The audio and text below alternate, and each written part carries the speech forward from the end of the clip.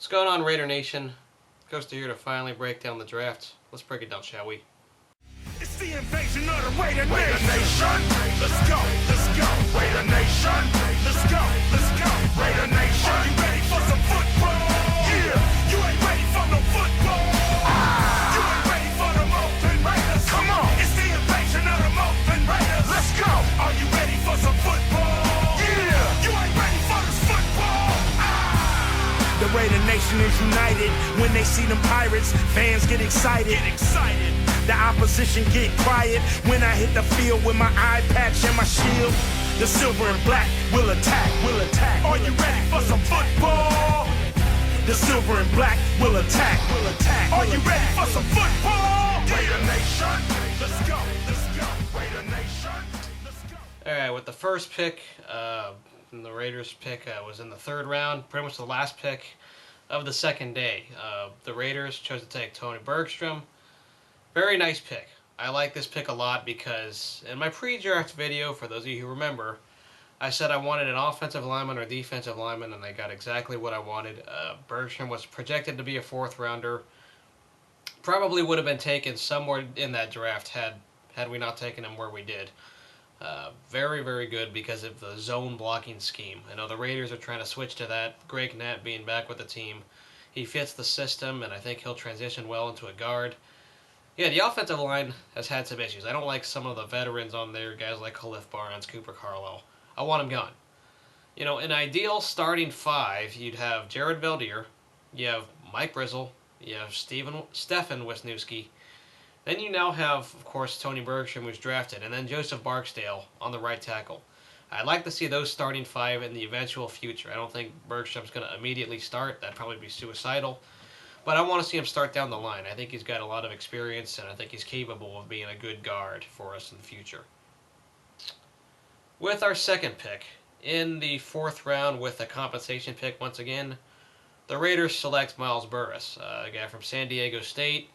This is pretty much a pass rusher, but unfortunately this is the college level, and he did that in the Mountain West Conference, kind of, inflated stats. I don't think he's going to be doing as much from a linebacker perspective as much you'd think he will. I think he's expected to be a special teams person, mostly getting the tackles and closing his lane up. Maybe down the line in situational moments he'll be a pass rusher, but he doesn't have the bulk or the size that of a linebacker that you need right now if he wants to make immediate impacts right now. That's a good pick, though. From where we took him, he was once again projected to be in the mid-rounds. So we took him right where we did. It was pretty safe, and I had no problem where we took him. So Miles Burris. In the fifth round pick, the Oakland Raiders chose to take Jack Crawford. He traded down a little bit because Jack Crawford was one of those project picks. Some people had him going undrafted, but the Raiders selected him for his athleticism. This is pretty much what an Al Davis pick could have been, a guy that's an athlete and a project. But there's no problem with taking athletes in the late rounds because you have really nothing to lose when teams are taken past the fourth round. You really don't know how seriously to take some of these picks as projects.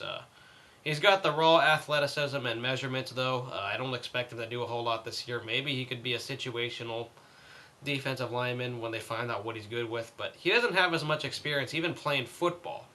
This guy played in, I believe he was raised in England, and he didn't start playing American football until 2006 when he was, I believe, in high school or college or something. So, yeah, Jack Crawford, not exactly a whole lot about him. Don't really know the details, but Penn State does not have a good history with defensive linemen. Luckily, this is a fifth-round pick that there's a lot to develop on. Alright, in the fifth round with our compensation pick, we selected Juron Criner out of Arizona, a wide receiver. This is a pick I like a lot. I know I said I didn't want a wide receiver with the third-round pick that we had, but this pick right here is good because with Juron Criner, I actually watched him, and of course, I watched Pac-12 football. I got a little insight on West Coast stuff. Juron Criner was one of the better receivers Arizona had, very productive. Nick Foles was a decent quarterback there, and Arizona may have had a bad record, but Criner wasn't the issue. The only thing with Criner that a lot of teams passed on him was the injury and possibly just getting his head in the game. He almost missed part of the season due to some personal issues, a little bit of character concerns there, but Criner is very capable of a good possession receiver. He doesn't have the speed, and We haven't had a possession, like a true possession receiver since Jerry Rice probably, unless we go back way back. I don't know who, but if you can name any other possession receivers who were on the Raiders at one point, let me know. But because Juron Criner is not fast, he's got the size, he's got the reach, and he's got good hands. He was one of the most reliable receivers for Arizona in college, and I know this guy well. Thought he should have been like fourth round material, but he fell to the fifth, or pretty much after the fifth, and we selected him, which is good. I think he could be a good red zone target, and I could expect him even to be the number 3 receiver on the Raiders roster. I think Jacoby Ford's a situational guy. You can't put him in all the time, but I could see him, Darius Heyward-Bey, you have, I believe, now Juron Criner, and then you have Denarius Moore. I think those 3 could be our 3 receivers that we'd be playing the most. Juron Criner is capable of being that possession receiver for us because of Chaz Jones' departure. With the 6th round pick that was our own, we took Christo Bilukidi. Christo Bilukidi, we almost know nothing about this guy. Unfortunately, this is just where you look at highlights and tape. It's supposed to be has athletic numbers as a defensive lineman, and defensive lineman depth has been an issue for us. I think it was exposed when Matt Shaughnessy went out, so Bilukidi and Crawford are expected to help the defensive line. You really don't know a whole lot. He's got the size, and I think he's got the athleticism for a defensive lineman. But the YouTube highlights, I'll post all links in the description. But there's still so much about this guy we don't know. He played in, I believe, FCS at Georgia State. Georgia State, fun trivial fact, Georgia State actually is only in its 2nd year of playing college football.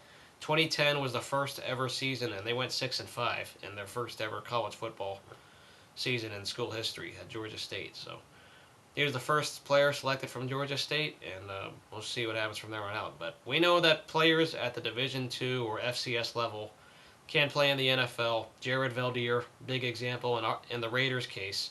I had a feeling McKenzie would take someone from the Division II or FCS level.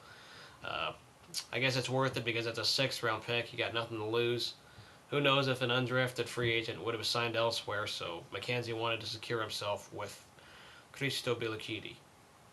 With the last pick of the draft in the 7th round, because we acquired a 7th by trading down in the, I believe, the 5th round, getting Crawford, we selected Nathan Stupar. And Penn State, I know I talked about Penn State earlier. This is Linebacker University for a reason. Joe Paterno, rest in peace. I know a lot of controversy with all the way his life has ended. Linebacker University, that's what Penn State is known for. And we did take a linebacker, very, very well known. At least when it comes to Penn State, the whole linebacker idea. Unfortunately, Stupar will probably just be competing to be a special teams guy. He's undersized and doesn't have the athleticism that we would hope for. I think it's going to be a project, but we do need some linebacker depth, and we did address that by drafting both him and Burris. So it is good to see that. Hopefully there's some good awareness from Nathan Stupar. Do not know too much about him, but I think he'll contribute to special teams, and I hope he closes his lanes well. He's going to need to do that. Let's not forget, at Penn State, one of the most notable linebackers the Raiders once took years ago was a guy named Matt Millen.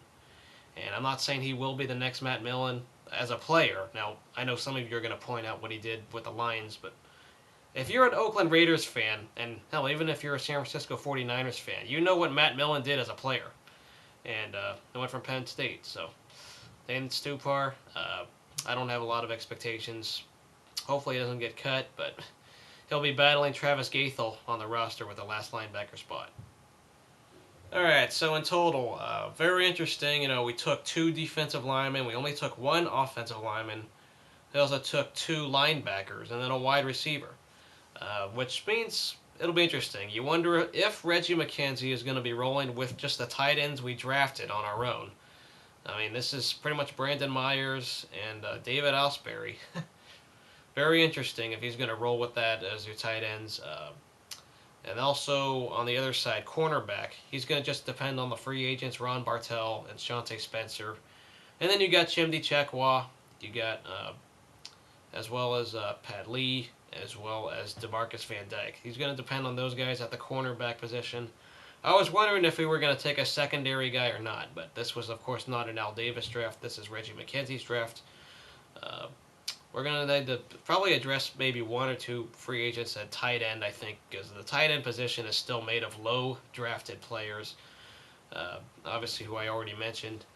The wide receiver position, I know some of you didn't want to see Criner taken because we have a lot of wide receivers on the roster, but two of those guys are probably going to get cut, which means, assuming that from the 7 we already have, we'd have 5 wide receivers because of Criner. I'm perfectly fine with that. I got no issue with that. There's no problem with it. Lastly, of course, technically, Terrell Pryor is our 3rd-round pick, if we want to be technical. So we did draft the quarterback in Terrell Pryor. We just happened to do it last summer rather than doing it this April. So Terrell Pryor, of course, learning the playbook, that's been his importance. Learning the playbook, and I guess we're going to have to just depend on him to learn the system as well, because Al Saunders is still there.